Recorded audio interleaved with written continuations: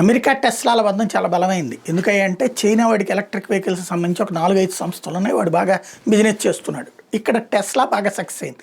China varieties మీద ఆంక్షలు పెట్టి తద్వారా అంటే వాటికి కాస్త సబ్సిడీలు లేకుండా చేసి అమెరికన్ వెహికల్స్ అని చెప్పేసి టెస్లాకి బాగా ప్రోత్సాహం ఇస్తూ వచ్చారు. అందుకని టెస్లా అధినేత సక్సెస్ఫుల్గా నడిచాడు. ఈవెన్ ట్రక్కులు కూడా అక్కడ ఎలక్ట్రిక్ వెహికల్స్ వచ్చినాయి అంటే ఆశ్చర్యపోనక్కర్లేదు.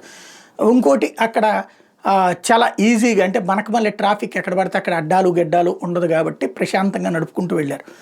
ఇప్పుడు అక్కడ టెస్లా తీసుకుంటున్నటువంటి టెస్లాని తొక్కేయడానికి జరుగుతున్నటువంటి ఎత్తుగడ ఏంటంటే ఎలక్ట్రిక్ వెహికల్స్ మార్కెట్ క్రమంగా విస్తరిస్తే వీళ్ళు దెబ్బతినేస్తారు. వీళ్ళకి సంబంధించి పట్టించుకునేవాడు ఉండడు. ఎందుకని వీళ్ళ దాంట్లో ఉన్నటువంటి ఇష్యూని ప్రాబ్లం అయిపోతుంది. అందుకోసం అని చెప్పేసి టెస్లా వాళ్ళు ఏది పెట్రోలు డీజిల్ వెహికల్స్ వాళ్ళ మార్కెట్ పోతుంది. అట్లాగే ఇతర మార్కెట్లు పోతున్నాయి. కాబట్టి వాళ్ళందరూ ల్యాబీ కలిసి ట్రంప్ మీద ఒత్తిడి వేస్తే టెస్లాకి దెబ్బ కొడతా కొత్తగా సబ్సిడీలను ఎత్తివేస్తూ నిర్ణయం తీసుకున్నటువంటి పరిస్థితి.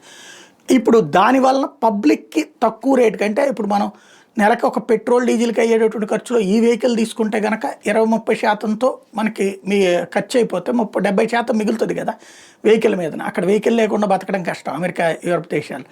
కాబట్టి ఆ విధమైన ఆలోచనలు చేయడం కంటే కూడా వ్యాపారవేత్తల ఒత్తిడి అయితే పెరుగుతోంది. పెట్రోల్ డీజిల్ వెహికల్స్కి సంబంధించినటువంటిది ఈ రెండింటి మధ్యన టెస్లాని దెబ్బతీసే వైపే ఎత్తుగడలైతే నడుస్తున్నాయి.